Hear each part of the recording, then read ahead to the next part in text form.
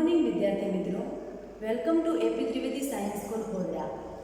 આજે આપણે વિદ્યાર્થી મિત્રો ધોરણ 11 સાયન્સની અંદર ફિઝિક્સ વિષયમાં એકમ અને માપન પ્રકરણ 2 જે ચાલુ કર્યું છે એનો આગળનો ભાગ જોઈશું.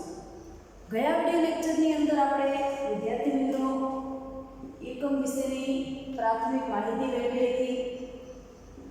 એકમોની આંતરરાષ્ટ્રીય પદ્ધતિ વિશે થોડું શીખ્યા હતા. એમાં આપણે ખાસ એસઆઈ પદ્ધતિની વાત કરી હતી. એમાં બીજી બે પૂરક રાશિઓ વિશે પણ આપણે જોયું હતું. તો આજે આપણે જે ટોપિક લેવાના છીએ એનું નામ છે સામાન્ય ઉપયોગ માટેના અન્ય એકમો. તો વિદ્યાર્થી મિત્રો, તમે ધોરણ 11 અને 12 બંનેની અંદર ભૌતિક વિજ્ઞાન વિષયની અંદર એક્ઝામ્પલ ગણવા માટે જે એકમોનો ઉપયોગ કરવાના છો એ એકમો વિશે આપણને અહીં એક ટેબલ આપેલું છે. સામાન્ય ઉપયોગ માટે એટલે કે તમારે જે ઉપયોગમાં આવવાના છે એવા કેટલાક એસઆઈ એકમો આપેલા છે, જે દરેકના વેલ્યુ આપણે યાદ રાખવાના છે. તો જુઓ, આપણે જોઈએ કે મિનિટ, બરાબર, મિનિટ આપી છે જેને સંકેતમાં દર્શાવાય છે MIN વડે. તો મિનિટનું એસઆઈ એકમમાં મૂલ્ય કેટલું? મિનિટ એ શું છે? સમયનું માપ. સમયનો એસઆઈ એકમ કયો? તો સેકન્ડ. તો આપણે પણ મિનિટને સેકન્ડમાં ફેરવવી પડશે. તો 60 સેકન્ડ બરાબર 1 મિનિટ થાય. તો મિનિટને આપણે એસઆઈ એકમમાં લખીશું 60 સેકન્ડ. એના પછી વિદ્યાર્થી મિત્રો બીજા નંબરે કલાક આપ્યું છે. કલાક પણ સમયનું માપ દર્શાવે છે. ચલો, કલાકને આપણે એસઆઈ એકમમાં ફેરવીએ તો સેકન્ડમાં ફેરવવો પડે. તો કલાકને ફેરવવા માટે શું કરીશું? તો જુઓ, 60 મિનિટ બરાબર 1 કલાક અને 60 સેકન્ડ બરાબર 1 મિનિટ. તો 60 ગુણ્યા 60 કરીએ બરાબર આપણને 1 કલાકના સેકન્ડ મળે. તો જુઓ, અહીં કલાકને સેકન્ડમાં ફેરવીને આપ્યા છે 60 ગુણ્યા 60, તો 3600 સેકન્ડ. એના પછી દિવસ. દિવસ પણ સમયનું માપ દર્શાવે છે. એને પણ આપણે એસઆઈ એકમ સેકન્ડમાં ફેરવી શકીએ. તો દિવસના કલાક કેટલા? તો 24. તો 24 કલાકનો એક દિવસ, 1 કલાકની 3600 સેકન્ડ. તો આખા એક દિવસની સેકન્ડ કેટલી? તો 24 ગુણ્યા 3600 કરીએ તો 86400 સેકન્ડ. એના પછી વર્ષ આપ્યું છે. તો વિદ્યાર્થી મિત્રો, આપણે વર્ષ પણ સમયનું માપ દર્શાવતું હોવાથી સેકન્ડમાં ફેરવી શકીએ. તો ચલો, 1 વર્ષના દિવસો કેટલા? તો જો લીપ વર્ષ હોય તો 366, લીપ વર્ષ ના હોય તો 365, પણ આપણે એવરેજ લઈ શકીએ 365.25. તો 1 વર્ષના દિવસો 365.25. એક દિવસની કેટલી સેકન્ડ? 86400. તો 365.25 ગુણ્યા 86400 બરાબર આપણને મળશે 3.156 ગુણ્યા 10⁷ સેકન્ડ, જે એક દિવસની સેકન્ડ થશે. એના પછી આપણને ડિગ્રી આપી છે. ડિગ્રી એ ખૂણાનું માપ દર્શાવે છે. ખૂણા માટે આપણે બે ભૌતિક રાશિઓ જોઈ, પૂરક રાશિઓ, સમતલ કોણ અને ઘન કોણ. તો સમતલ કોણનો એકમ શું હતો વિદ્યાર્થી મિત્રો? રેડિયન.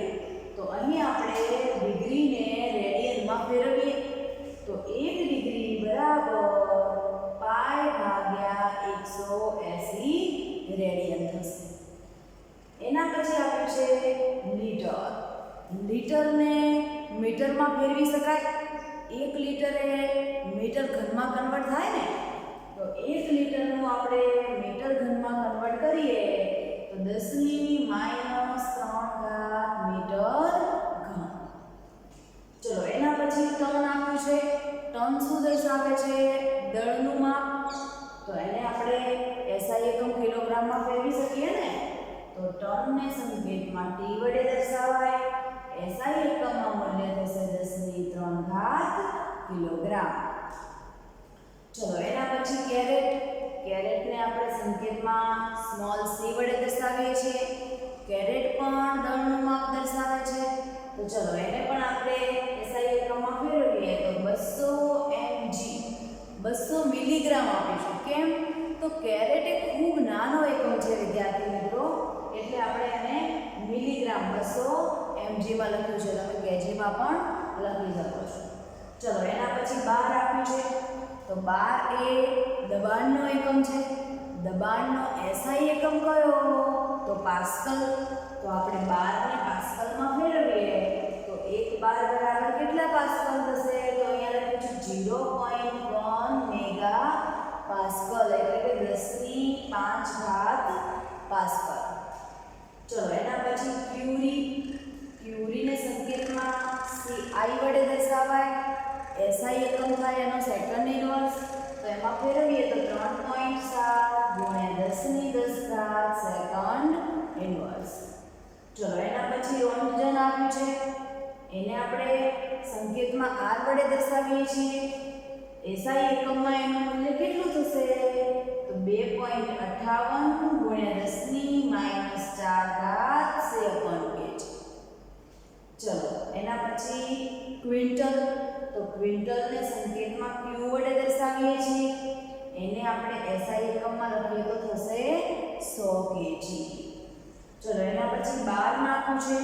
12 ને સંકેતમાં B વડે દર્શાવાય છે. SI એકમમાં એની કિંમત થશે 100 મીટર સ્ક્વેર, એટલે કે 10⁻28 મીટર વર્ગ. ચલો એના પછી RA. RA ને આપણે સંકેતમાં A વડે દર્શાવીએ છીએ. RA ને SI એકમમાં ફેરવીએ તો લખાય 10⁵ મીટર વર્ગ. ચલો એના પછી હેક્ટર આપ્યું છે. હેક્ટરને સંકેતમાં HA વડે દર્શાવીએ છીએ. તો 1 હેક્ટર બરાબર કેટલા થશે? તો 10⁴ મીટર વર્ગ. અને છેલ્લું આપણને આપ્યું છે પ્રમાણિત વાતાવરણ દબાણ, જેને આપણે ATM કહીએ છીએ. તો એનું આપણે SI એકમમાં કિંમત લખીએ તો પાસ્કલમાં ફેરવીએ તો 1.013 × 10⁵ પાસ્કલ.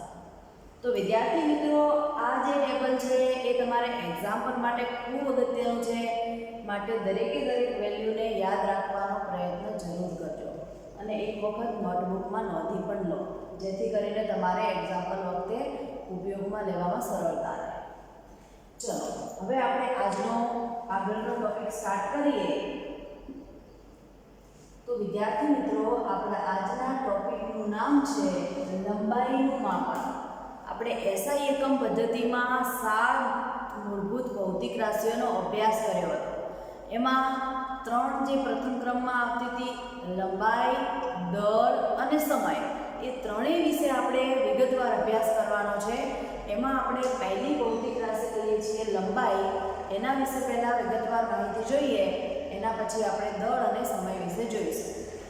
તો વિદ્યાર્થી મિત્રો, આપણે લંબાઈની વાત કરીએ તો સામાન્ય રીતે આપણે વ્યવહારની અંદર આપણે જે રોજબરોજ ઉપયોગમાં આવતી હોય એવી વસ્તુઓને શાનાથી માપીએ છીએ? તો તમે બધાએ તમારા જે નોટબુકની અંદર ભૂમિતિની આકૃતિઓ દોરો છો એ શાનાથી દોરો છો? તો ફૂટપટ્ટીથી માપ લઈને દોરો છો. આપણા ઘરે વાત કરવામાં આવે તો આપણા પરિવારવાળા લંબાઈનું માપ શાનાથી લેતા હોય છે? તો તમે બધાએ એમને મીટર પટ્ટીથી માપ લેતા જોયા હશે. તો વિદ્યાર્થી મિત્રો, આપણે સામાન્ય રીતે જે માપ લેતા હોઈએ છીએ એ મીટર પટ્ટીનો ઉપયોગ કરીએ છીએ. 10⁻³ મીટરથી માંડી અને 10⁵ મીટર સુધીનું જે માપ છે એ લેવા માટે આપણે સામાન્ય રીતે મીટર પટ્ટીનો ઉપયોગ કરીએ છીએ. હવે આપણને એમ થાય કે 10⁻³ થી 10⁵ વચ્ચેનું માપ આપણે મીટર પટ્ટીની મદદથી લઈ શકીએ છીએ, કે જે આપણે નરી આંખે જોઈ શકીએ છીએ એવા માપ. પણ એનાથી કોઈ સૂક્ષ્મ માપ લેવું છે આપણે, તો એના માટે આપણે માપન કરવા માટે કઈ રીતનો ઉપયોગ કરીશું? તો અહીંયા તમને 10⁻⁴ આપી છે કે 10⁻³ થી પણ નાનું માપ લેવું હોય, એટલે કે 10⁻⁴ મીટર સુધીનું માપ લેવું છે, તો એના માટે આપણે વર્નિયર કેલિપર્સનો ઉપયોગ કરી શકીએ. એના પછી આપણને એનાથી નાના માપની વાત કરી છે, 10⁻⁵ મીટર. તો વિદ્યાર્થી મિત્રો, આ 10⁻⁵ મીટર સુધીનું જો માપ લેવું હોય તો આપણે માઇક્રોમીટર, સ્ક્રૂ ગેજ અને સ્ફેરોમીટરનો ઉપયોગ કરી શકીએ છીએ.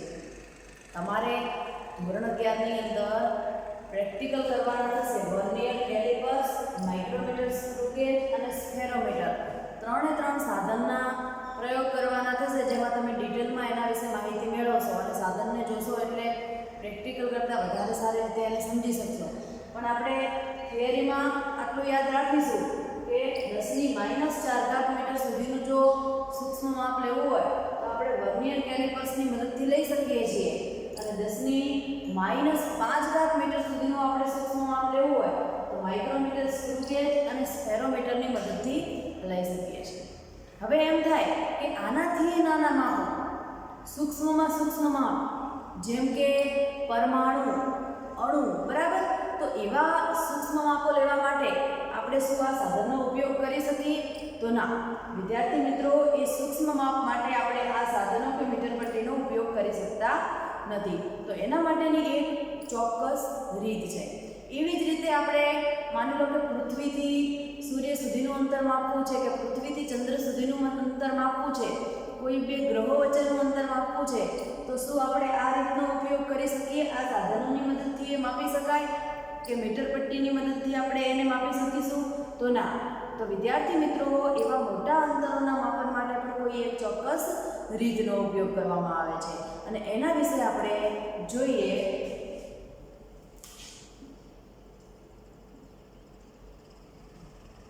તો જુઓ, અહીંયા આપણને મોટા અંતરના માપનની વાત કરી છે. એ ખૂબ જ મોટા અંતરનું માપન કરવા માટે, જેમ કે પૃથ્વીથી ચંદ્ર સુધીનું અંતર, સૂર્યથી પૃથ્વી સુધીનું અંતર, મીટર પટ્ટીનો ઉપયોગ કરીને માપી શકાતું નથી. તો આવા કિસ્સાઓ માટે દ્રષ્ટિ સ્થાન ભેદની રીતનો ઉપયોગ કરવામાં આવે છે. ખાસ યાદ રાખજો વિદ્યાર્થી મિત્રો, પરીક્ષામાં પ્રશ્ન એવો પૂછાય કે દ્રષ્ટિ સ્થાન ભેદની રીતનું વર્ણન કરો. તો દ્રષ્ટિ સ્થાન ભેદની રીત એટલે કઈ રીત? તો મોટા અંતરનું માપન કરવાની રીત. તો વિદ્યાર્થી મિત્રો, આપણે મોટા અંતરનું માપન કરવું હોય તો એની માટે દ્રષ્ટિ સ્થાન ભેદની રીતનો ઉપયોગ કરીએ છીએ.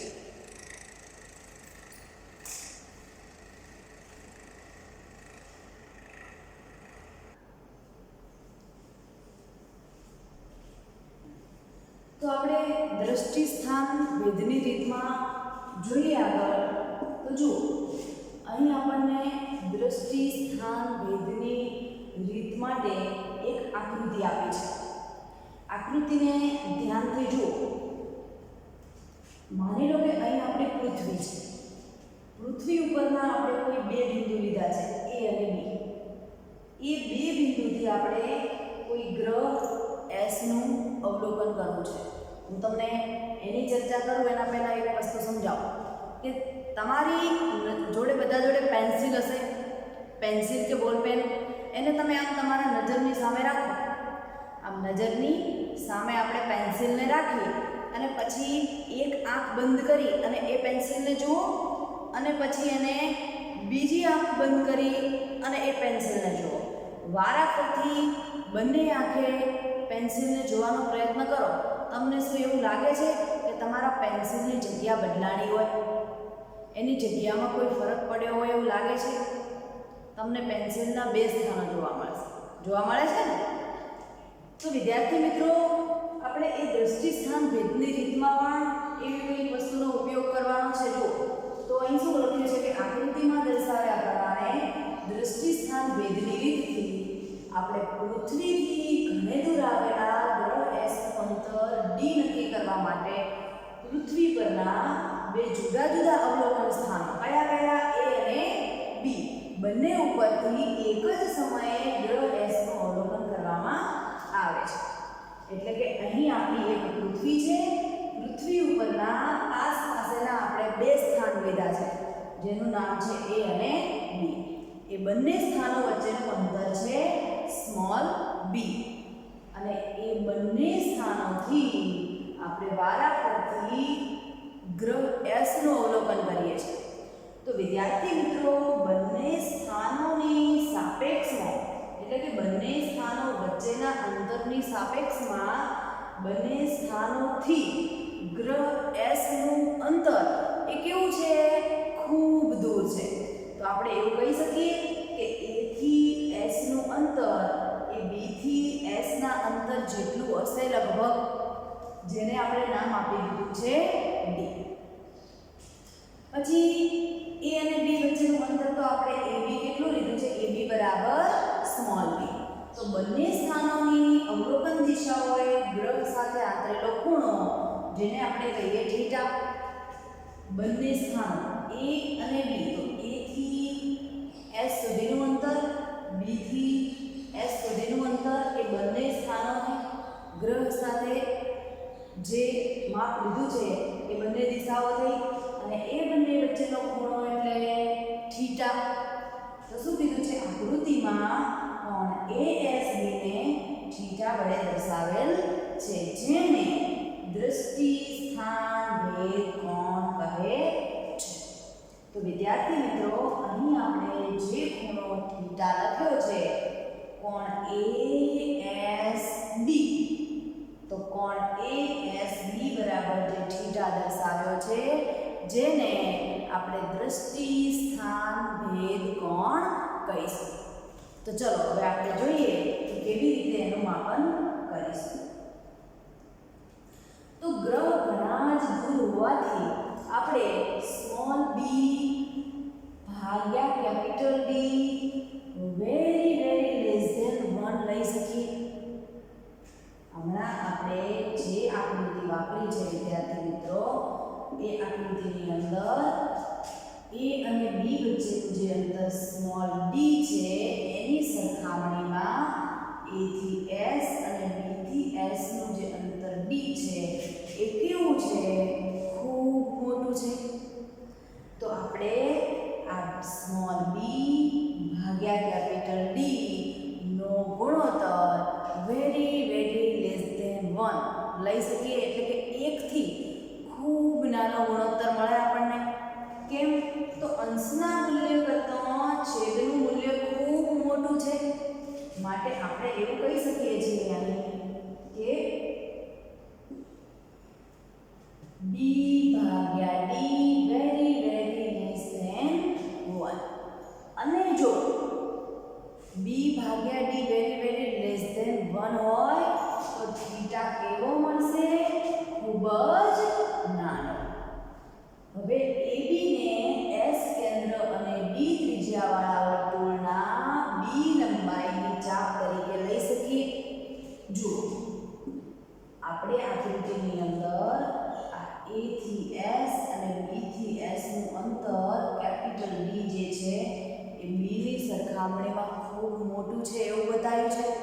તો અહીં જો આપણે એવું કહી શકીએ કે આ સ્મોલ b ભાગ્યા d વેરી લેસ ધેન 1 હોય તો થીટા કેવો થશે? ખૂબ નાનો. તો અહીં આપણે આ s ને કેન્દ્ર તરીકે લઈ as અને bs જેટલી ત્રિજ્યા લઈ અને આપણે એક વર્તુળ દોરીએ. અહીં s ને કેન્દ્ર તરીકે લઈ as ને અથવા તો bs ને ત્રિજ્યા તરીકે લઈ અને એક મોટું વર્તુળ દોરીએ તો આ AB જે છે એ એના ચાપનું માપ કહેવાય. તો AB ને આપણે ચાપ તરીકે લઈએ તો વિદ્યાર્થી મિત્રો અહીંથી આપણને થીટા મળે. ખૂણો બરાબર ચાપ ભાગ્યા ત્રિજ્યા. આવું તમે ધોરણ 10 માં ગણિતમાં ભણીને આવ્યા છો. તો ખૂણો બરાબર ચાપ ભાગ્યા ત્રિજ્યા. ખૂણો એટલે થીટા, ચાપ એટલે AS જેનું મૂલ્ય આપ્યું છે d ભાગ્યા ચાપ ભાગ્યા ત્રિજ્યા. તો ચાપ કેટલો છે? ચાપ એટલે AB જેનું માપ છે b ભાગ્યા ત્રિજ્યા. તો ત્રિજ્યા કેટલી છે? AS જેનું માપ છે d. તો આપણે એવું કહી શકીએ કે જો AS ને કેન્દ્ર તરીકે લઈ અને d ત્રિજ્યાવાળા વર્તુળના b લંબાઈનો આપણે ચાપ લઈએ તો અહીં આપણને d બરાબર b ભાગ્યા થીટા મળે. AS અને BS કેવા છે? સરખા. AS બરાબર BS બંને શું થશે? ત્રિજ્યા. AB એ શું છે? A થી B વચ્ચેનું અંતર જેને આપણે શું કીધું? સ્મોલ b, જે કેટલું હશે? d થીટા જેટલું. થીટા જે રેડિયનની અંદર આપણે લઈ શકીએ SI એકમમાં. તો કેપિટલ D બરાબર સ્મોલ b ભાગ્યા થીટા. શું કર્યું? ખૂણો બરાબર ચાપ ભાગ્યા ત્રિજ્યા. તો ખૂણો કેટલો છે આપણી જોડે? થીટા. જો હું તમને સમજાવું લખીને.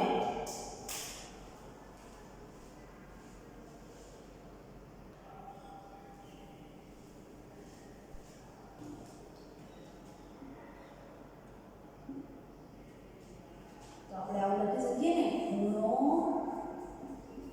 બરાબર ચાપ ભાગ્યા ત્રિજ્યા. ખૂણો કેટલો છે? થીટા. કોણ? AS B જેને આપણે થીટા કહેવાય છે. ચલો, ચાપ એટલે કેટલું? સ્મોલ b ભાગ્યા ત્રિજ્યા કેટલી છે? કેપિટલ D જેટલી.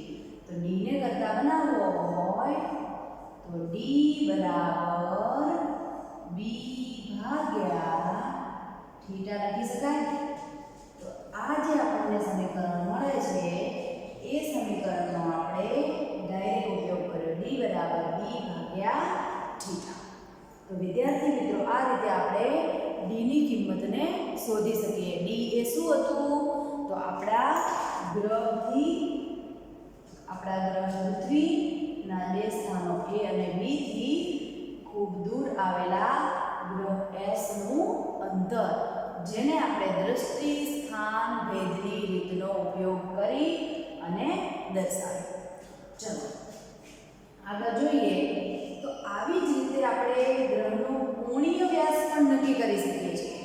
જેમ આપણે અત્યારે કોઈ પૃથ્વીથી દૂર આવેલા ગ્રહ S નું અંતર d નક્કી કર્યું, એવી જ રીતે આપણે આ ગ્રહનો કોણીય વ્યાસ પણ નક્કી કરી શકીએ છીએ.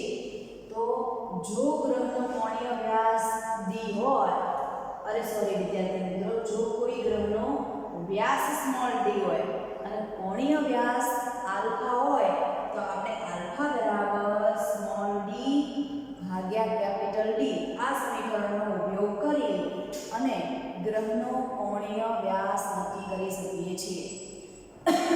કેવી રીતે? જો સમજાવો. આ આપણો ગ્રહ છે. ગ્રહનો કોણીય વ્યાસ નક્કી કરવો છે. તો ગ્રહનો કોણીય વ્યાસ આલ્ફા હોય તો અહીં આપણે ગ્રહનો માની લો કે વ્યાસ એ સ્મોલ d છે. આ ગ્રહનો વ્યાસ લેવામાં આવે તો કેટલો મળે? માની લો કે સ્મોલ d જેટલો મળે છે. અહીં ચાપ આપણે કેટલો લીધો છે? સ્મોલ b જેટલો. અંતર કેટલું છે ગ્રહથી પૃથ્વીનું? કેપિટલ D જેટલું. તો દ્રષ્ટિ સ્થાન ભેદની રીતનો ઉપયોગ કરી અને આલ્ફા બરાબર સ્મોલ d ભાગ્યા કેપિટલ D આ સમીકરણ સ્વરૂપે આપણે કોણીય વ્યાસ આલ્ફાને દર્શાવી શકીએ. તો આવી રીતે આપણે પૃથ્વી પરના તે જ અવલોકન સ્થળોએથી કોણ આલ્ફાનું પણ માપન કરી શકીએ છીએ. એટલે કોણીય વ્યાસ આલ્ફાનું પણ આપણે માપન કરી શકીએ છીએ. તો ચલો વિદ્યાર્થી મિત્રો, હવે આગળ જોઈએ આપણે. તો મોટા અંતરની વાત કરી એવી જ રીતે આપણે કોઈ સૂક્ષ્મ અંતર વિશે જોઈએ. તો જુઓ, ખૂબ જ સૂક્ષ્મ અંતરોનો અંદાજ મેળવવો આપણે ટોપિકનું નામ છે. સૂક્ષ્મ એટલે અણુ અને પરમાણુ સુધીના કોઈ સૂક્ષ્મ અંતરો. માની લો કે મનુષ્યના વાળનો વ્યાસ શોધવો છે, નેનોમીટરમાં આવશે ને, તો કેટલું નાનું માપ થયું? તો એને આપણે કેવી રીતે કોઈ શોધી શકીએ? કોઈ પાતળા તારનો વ્યાસ શોધવો છે, બરાબર, કોઈ બુંદનો વ્યાસ શોધવો છે, તો કેવી રીતે શોધી શકીશું? તો એવા સૂક્ષ્મ માપોની લંબાઈ શોધવા માટે કે એમનું માપન કરવા માટે આપણે અહીં શું ઉપયોગમાં લઈ શકીએ એના વિશે જોઈએ. તો screw gauge, microscope, optical microscope, electron microscope, tunnelling microscope, આવા તમને સાધનો આપ્યા છે. આ સાધનો વિશે આપણે પ્રેક્ટિકલમાં અભ્યાસ કરવાનો જ છે. તો જુઓ, સ્ક્રૂ ગેજ એટલે કે તમે કોઈ સૂક્ષ્મ માપ શોધવું છે તો એના માટે તમે સ્ક્રૂ ગેજનો ઉપયોગ કરી શકો. એનાથી સૂક્ષ્મ માપ શોધવા માટે આપણે માઇક્રોસ્કોપનો ઉપયોગ કરી શકીએ. એનાથી વધારે સૂક્ષ્મ માપ શોધવું હોય તો ઓપ્ટિકલ માઇક્રોસ્કોપ. એના પછી ઇલેક્ટ્રોન બીમનો ઉપયોગ કરી અને ઇલેક્ટ્રોન માઇક્રોસ્કોપ જે અત્યારે માર્કેટમાં અવેલેબલ છે એના વડે પણ આપણે સૂક્ષ્મ માપનો અંદાજ મેળવી શકીએ. ટનલિંગ માઇક્રોસ્કોપ જે ઇલેક્ટ્રોન માઇક્રોસ્કોપ કરતાં પણ વધારે સૂક્ષ્મ માપનું માપન કરવા માટે આપણને ઉપયોગી થશે. તો વિદ્યાર્થી મિત્રો, આવા સૂક્ષ્મ માપનો માપન કરવા માટે આપણે screw gauge, microscope, optical microscope, electron microscope, tunnelling microscope આવા સાધનોનો ઉપયોગ કરતા હોઈએ છીએ. અહીં આપણે એક ખાસ મુદ્દો ધ્યાનમાં રાખવા જેવો છે. દૃશ્ય પ્રકાશની તરંગલંબાઈની વાત કરી છે. દૃશ્ય પ્રકાશની તરંગલંબાઈ જે 4000 એંગસ્ટ્રોમથી 7000 એંગસ્ટ્રોમના ક્રમની હોય છે. તમે 12મા ધોરણમાં એના વિશે ડિટેલમાં અભ્યાસ કરવાના જ છો, પરંતુ તરંગલંબાઈ જે છે એની વેલ્યુ ખાસ યાદ રાખજો, 4000 એંગસ્ટ્રોમથી 7000 એંગસ્ટ્રોમ. તો જુઓ, અહીં આપણે કોઈ સૂક્ષ્મ અણુ જેનું માપન કેવી રીતે કરી શકીએ એના માટેની એક રીત દર્શાવી છે કે ઓલિક એસિડના અણુના પરિમાણનો અંદાજ મેળવવાની રીત. કોઈ અણુના પરિમાણનો, એના માપનો અંદાજ મેળવવાની રીત આપણે અંદાજિત માપ શોધી શકીએ છીએ. તો એની જે એક રીત છે એના વિશે આપણે ડિટેલમાં માહિતી જોઈએ. તો જુઓ, આ પ્રવૃત્તિમાં આપણે શું કરીશું? તો સૌથી પહેલાં તો આપણે પાણીની સપાટી પર ઓલિક એસિડનું આણ્વીય સ્તર બનાવી લઈએ. એટલા માટે આપણે એ આણ્વીય સ્તર બનાવવા માટે શું કરીશું એની વાત કરી છે. એ આણ્વીય સ્તર કેટલા ક્રમનું હશે? તો અણુનું પરિમાણ આપ્યું છે 10⁻⁹ મીટરના ક્રમનું. નેનોમીટરના ક્રમનું. વિદ્યાર્થી મિત્રો, એક નેનોમીટરના ક્રમનું સૂક્ષ્મ માપ છે અણુનું, અને એ માપ શોધવા માટેની આપણે એક પ્રવૃત્તિ કરી રહ્યા છીએ. તો સૌથી પહેલાં તો આપણે 1 સેન્ટીમીટર ક્યુબ ઓલિક એસિડને આલ્કોહોલમાં મિશ્ર કરી અને 20 સેન્ટીમીટર ક્યુબનું એક દ્રાવણ તૈયાર કરીશું. આ દ્રાવણ તૈયાર થઈ ગયા પછી આ તૈયાર થયેલા દ્રાવણમાંથી 1 સેન્ટીમીટર ક્યુબ દ્રાવણ અંદરથી કાઢી લઈશું. કોનામાંથી? 20 સેન્ટીમીટર ક્યુબનું આપણે જે દ્રાવણ તૈયાર કર્યું છે એમાંથી આપણે 1 સેન્ટીમીટર ક્યુબ દ્રાવણ લઈ લઈશું. એ દ્રાવણ આપણે કોનું તૈયાર કર્યું છે? તો ઓલિક એસિડને આલ્કોહોલમાં મિશ્ર કરીને દ્રાવણ તૈયાર કર્યું છે. એમાંથી આપણે 1 સેન્ટીમીટર ક્યુબ દ્રાવણ લઈ અને ફરીથી એને આલ્કોહોલની અંદર 20 સેન્ટીમીટર ક્યુબનું દ્રાવણ બનાવીશું. આ દ્રાવણની સાંદ્રતા એ ઓલિક એસિડના પ્રતિ સેન્ટીમીટર ક્યુબ દીઠ કેટલી થશે? તો 1/20 × 20 સેન્ટીમીટર ક્યુબ જેટલી. ત્યારબાદ મોટા પાત્રની અંદર આપણે પાણી ભરી એના ઉપર લાઇકોપોડિયમ પાવડરનો હલકો છંટકાવ કરી અને પાણીની સપાટી પર તેનું સ્તર બનાવીશું. તો તૈયાર થયેલા આ ઓલિક એસિડના દ્રાવણના એક બુંદની સપાટી પર મૂકવામાં આવે તો આ બુંદ સપાટી ઉપર પાતળું, મોટું અને લગભગ એક અણુની જાડાઈનું એક સ્તર બનાવશે. તો હવે એ સ્તર જે છે એ પાણીની સપાટી ઉપર ઓલિક એસિડના, માની લો કે આપણે n બુંદ નાખ્યા, તો દરેક બુંદનું કદ લખવું હોય તો કેવી રીતે લખી શકીએ? તો દ્રાવણમાં n બુંદનું કદ જે n 20 સેન્ટીમીટર ક્યુબ જેટલું કહી શકાય. તો દ્રાવણમાં ઓલિક એસિડનું કદ મળશે આપણને n બુંદનું કદ n વી એન વોલ્યુમ. તો દ્રાવણમાં ઓલિક એસિડનું કદ કેટલું? તો NV ગુણ્યા 1 ભાગ્યા 20 ગુણ્યા 20 સેન્ટીમીટર ક્યુબ. તો આ રીતે આપણે ઓલિક એસિડનું દ્રાવણ પાણીની સપાટી પર ખૂબ જ ઝડપથી પ્રસરણ પામી અને જો સ્મોલ ટી જાડાઈનું પાતળું સ્તર બનાવતું હોય અને આ સ્તરનું ક્ષેત્રફળ કેપિટલ A સેન્ટીમીટર ક્યુબ હોય તો આપણે આ જે સ્મોલ ટી જે છે એની વેલ્યુ NV/20 ગુણ્યા 20 A સેન્ટીમીટર જેટલી લખી શકીએ છીએ. તો આ માપ આપણને શાનું મળશે? ઓલિક એસિડનું પરિમાણ, બરાબર, જે 10⁻⁹ મીટરના ક્રમનું હોય છે. તો આ રીતે વિદ્યાર્થી મિત્રો આપણે કોઈ એક અણુનું માપ મેળવી શકીએ છીએ, જે અંદાજિત વેલ્યુ આપણને મળશે. તો ચલો આજે આટલા સુધી જ રાખીશું. Thank you.